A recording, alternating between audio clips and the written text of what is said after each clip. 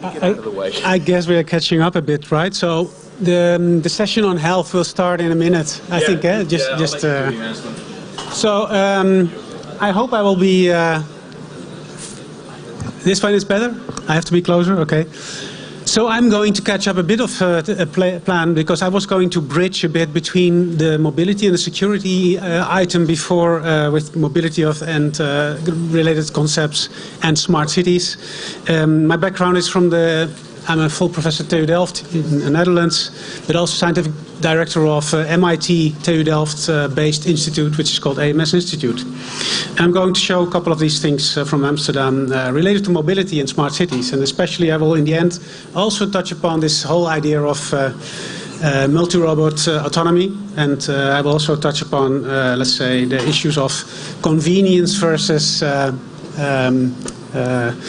privacy. Yeah, so we use the city of Amsterdam for all kinds of smart concepts on mobility, and in this context we try to look really on a different perspective to cities. We try to look at the perspective of the metabolism of the city, so literally on mobility of goods, people and flows.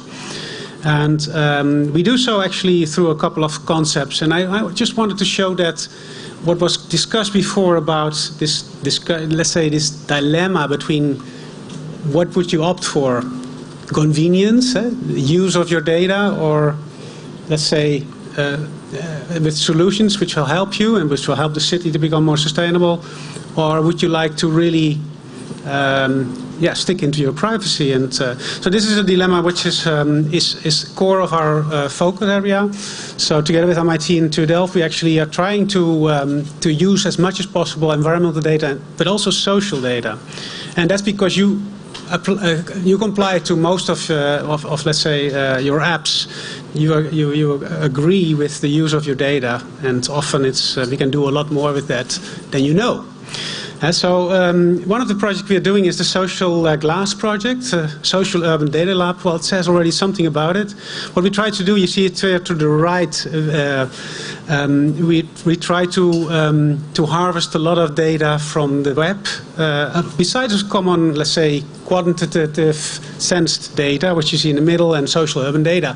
And we really merge them together, and then we can kind of create in living lab sessions, but also in real life, all kinds of interesting, let's say, and much more accurate and precise predictive technologies of your behavior in the coming hours. And so we do a kind of what we call topic profiling. We combine that with real-time analysis of multisocial and environmental data sources, and in doing so we can really predict about what you do. And this especially we do in large crowds, when there's a lot of data, and then we try to really combine all the data with mapping. And it's just my time slot is too small to really tell all about it, but I just show you this one example we did with 1.5 million of visitors, and we try to really show how we can really get a bit of. Let me have a look if this works. If we could, for instance, on these left-sided Dutch words, but also English words on jam-packed. Let me see. I think the embedded movies don't work. So that's shit. Sorry for that. Anyhow, we could really. It should highlight here, but I think the copy was not made right. We can highlight where are actually people texting about jam-packed or crowded, busy, and also in which direction they move. And based on the combination and topic profiling of their history and the way how you are, we can actually predict how you're going to move in the coming minutes. And based on that, we actually do the prognosis, which we use already in the city of Amsterdam, in the city center, mostly for tourists, but also for other purposes in events. Anyhow, that was crowd sensing. There's also something else coming up, which makes mobility a lot more complex, and that's in this example of rain sense. You know the unpredictability of climate change, and it leads to all kinds of peak rainfall discharges. It's a fun photo, of course. But it's happening in the last 4 years, at least in the Netherlands, 5 times as much. Already in 4 years, 5 times more frequent this happens. So you might think this is the peak of rainfall of that same day, but actually this is the number of tweets of people tweeting in the Netherlands on water nuisance. And if you look at it more closely, actually this nuisance photo I just showed you was just one district in the neighborhood in Amsterdam. So what we try to do is we try to merge with the data we have with our partner IBM together with the Royal Meteorological Institute and with the two universities and the telecom. We can actually precisely predict on a much higher resolution based on the frequencies of the telephone, the signals of the telephones to the antennas. We can predict where there's rain and how heavy the rain is. So we can make a weather forecast prediction on the level of accuracy of the street, so you can say whether you should be walking or biking or whatever you do in street A or street B without getting wet. So this accuracy is based on the use of you and your phones, in which we can really make this kind of social weather app, but we use it for urban professionals as well. And in doing so, we try to increase the resilience, but it's just very ill-predictable. I cannot go into the deep again, and I would just shift a couple of slides because of time-wise. Because I would like to really to jump into two final cases. It was discussed before in mobility. There's a lot of attention into car-based mobility and smart concepts and harvesting of data. Well, we try to do so mostly not on just on item-based, but also we try to really do it based on passenger, on people. And so we do have the conventional travel surveys, but again we do so also by harvesting social data. So what do you tweet? Where do you take photographs? Where do you complain about in your text messengers and so forth? And we harvest that and we use that for prediction of analysis.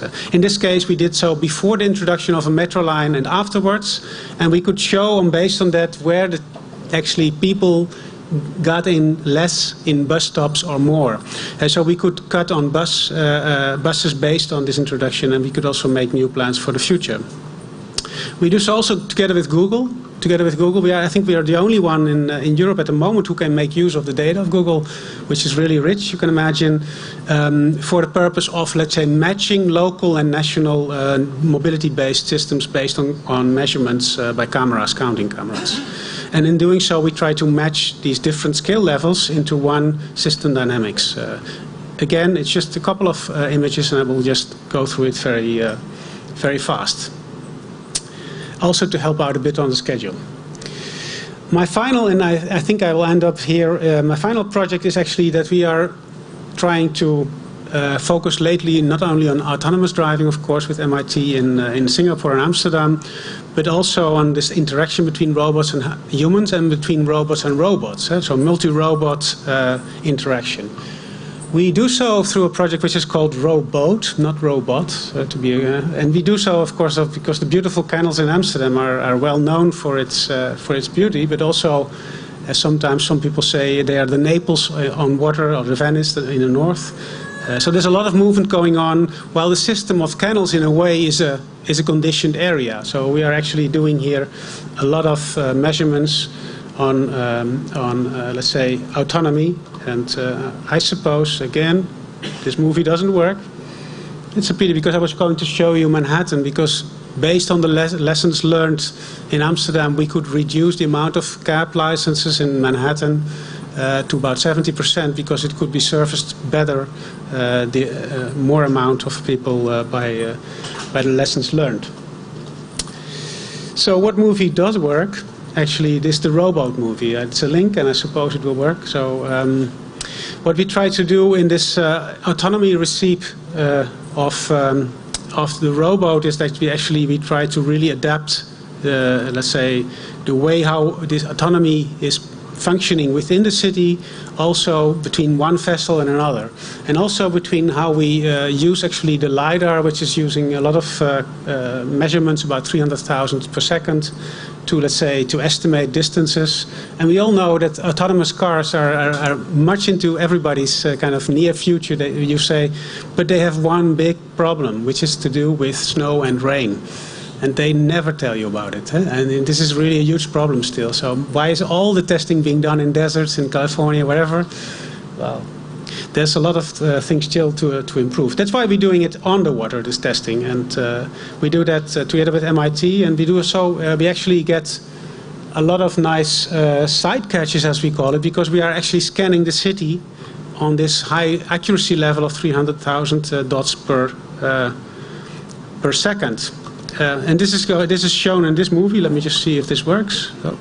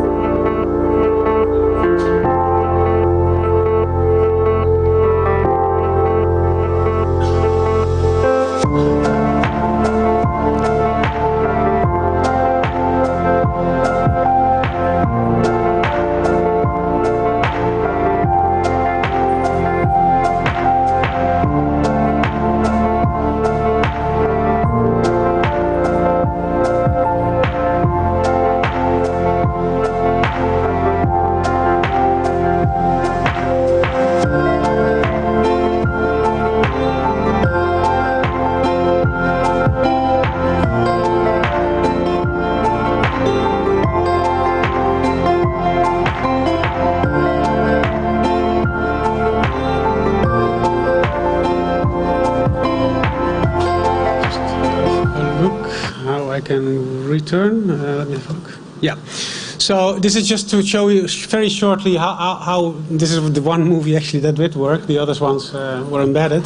That's a pity. But anyhow, what we're trying to do is really show a bit that how you can merge this kind of new technologies in the city of Amsterdam. And at the moment, actually, we're building these kind of use cases, which is, of course, not the most important. I mean, these are being applied now. There's 12 vessels at this moment navigating autonomously. What is most interesting is actually that we are learning them to self-organize into platforms or bridges. And this is really the newest of things, because in that way we can actually, with only 48 which we call vessels, of which only 10 have to be smart, like I showed you just before, we can actually service the whole area of Amsterdam for its waste. And 48 vessels, which is about 4 times less vessels, and not on the streets in this case, but you could do the same in the streets, based on this robot. And we have all kinds of models. This is still render, but we did it already. We applied it in this canals as well for cleaning and so forth. But of course, the most important thing of this IoT, let's say, based autonomy is that we try to use the sensing, as I just showed you in this little movie, to show, let's say, this what we call side catch of the sensing of the 3D scanning of the city. But we do so as well for another kind of sensing. It's about water quality sensing, livability sensing of air quality and so forth, and to a higher degree we try to include that into these robots and into the cars as well. So we're trying to miniaturize all these really equipped sensing bases, and well, it's getting smaller by the day, as you can see, and we hope to really that this is one of the next stages to, let's say, help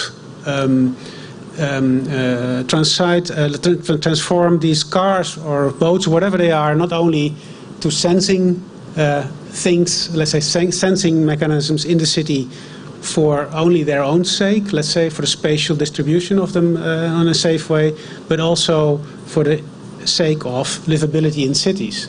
So these are the 12 we actually apply. Actually, at the moment in the water system of Amsterdam, we're making them also smaller so they can also get into the sewer system. And in a way, we try to really, in a multi-vessel-based platform, surface the whole of the city, and we do so also by trying to, let's say, to connect it to health. And that is a nice bridge, perhaps, because we also take samples in the sewage of the city to predict outbreaks of influenza or other kinds of health issues. And this is being done with these automated robots in the city as well. I got a couple of more slides, but my time's up, and I think it's best just to stop here. Thank you very much.